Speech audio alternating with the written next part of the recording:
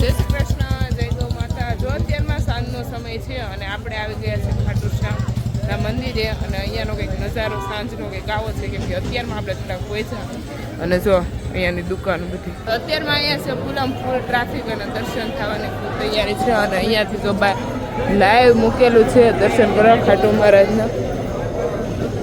જો આવી રીતના કંઈક છે આયોજન કરેલું અને ચાલો તો પેલા દર્શન કરી લઈએ.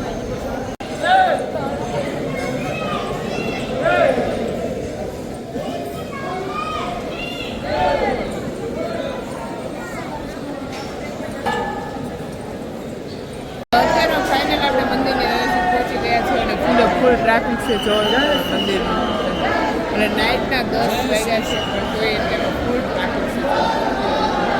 જય શ્રી રામ.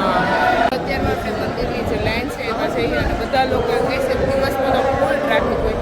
અત્યારમાં નાઇટમાં 10 વાગ્યાનો સમય થઈ ગયો છે અને મંદિર બંધ થઈને ફૂલ તૈયાર છે પણ ટ્રાફિક પણ ફૂલ છે. જો તમે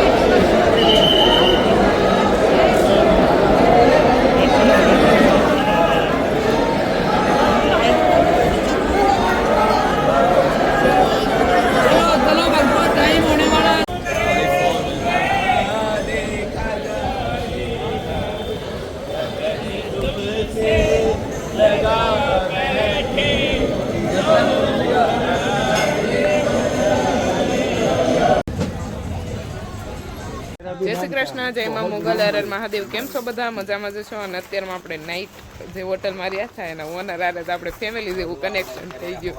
તો અત્યારમાં જો બધા વાત ને નાસ્તો મસ્ત કરી લીધા અને અત્યારમાં જવાનું છે. આપણે ફેમિલી જેવું કનેક્શન થઈ ગયું છે અને અત્યારમાં અહીંયાથી જવાનું આપણને મન નથી થતું પણ આપણે જવું જ પડશે કેમ કે દૂરથી આપણે બહુ આવેલા છે. બોલો बिल्कुल खाटू श्याम मंदिर के पास में है और सारे लग्जरी रूम है एयर कंडीशन. जब भी आओगे सेवा का मौका तो अपने घर जैसी फीलिंग महसूस करोगे. और हम लोग काले सांजे જ આવ્યા હતા અને અહીંયા આવી અને બહુ મજા આવી અને બધા ફેમિલી જેવું કનેક્શન થઈ ગયું અને અત્યારમાં પણ આપણે થોડુંક મોડું થઈ ગયું છે અને ચાલો તો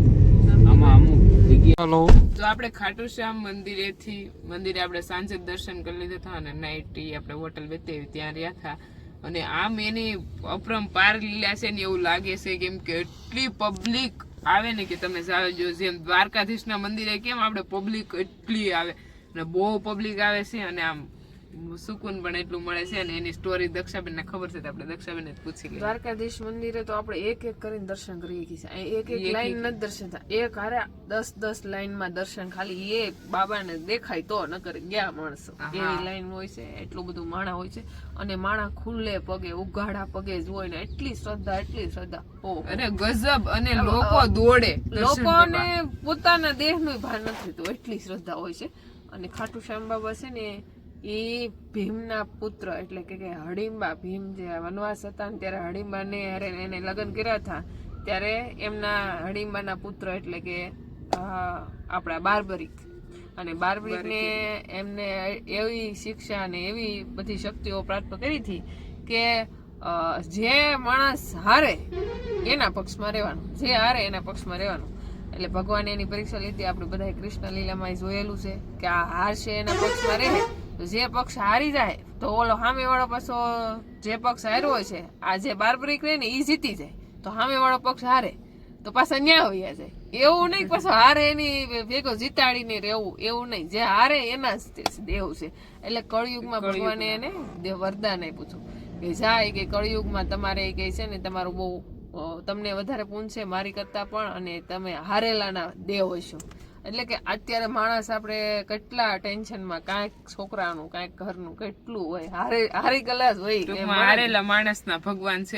એના ખાલી દર્શન કરવાથી આપણે હારેલા હોય ને તો જીત થઈ જાય. એવું એની ખાલી દર્શન કરવાની એક શક્તિ મળે છે એવું કહેવાય છે ને બહુ બધા માને છે. તો આપણા ભાગમાં હતા તો આપણે દર્શન હજી તો અમે ભગવાનની પ્રાર્થના કરીને જલ્દી એવો મોકો આપો, પાછા જલ્દી આવી. જોરદાર પક્ષી છે અને આપણે કરવાનો તો નાસ્તો તો અત્યારનો કાપડી અને ફ્રૂટનો મસ્ત નાસ્તો કરી દીધો છે. અને હવે બધાને પીવો છે બદામ શેક. જો અહીં બધા વેઇટિંગમાં છે, વેઇટિંગ ગર્લ્સ. અને ચાલો તો નાસ્તો કરીને પછી અહીંયાથી આપણે ક્યાં જવાનું છે દક્ષાબેન? પુષ્કર. પેલી વખત જાય છે ભાઈ, આ બાજુ આપણે આની પેલા ક્યારે એવા નથી પણ આજે એવા ફરવાની તો બહુ જ મજા આવે છે. મને મારી પૂર્વા યાદ આવે છે. દક્ષાબેન ને કાલ સાંજે કેટલા અમે ત્યાંથી નીકળ્યા ત્યારે એનું મૂડ ઓફ હતું એકદમ, કેમ કે પૂર્વા હાવ નાની એવી છે અને એને મૂકીને આવ્યા ને એટલે ફૂલ સેડ છે. એટલે બહુ કઈ બોલશે ને કે રોવાઈ જાય ને આંખુડા વૈયા જાય દડ, કેમ કે નાના છોકરા હોય ને ઘરે મૂકીને આવે એટલે કે એ તો યાદ નથી કરતી પણ એક માં હોય ને એને બાળક યાદ આવે. એવું છે.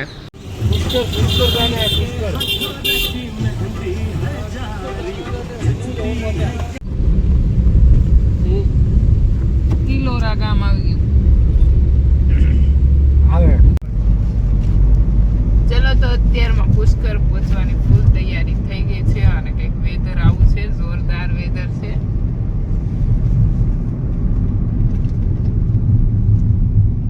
અત્યારમાં આપણે પહોંચી ગયા છીએ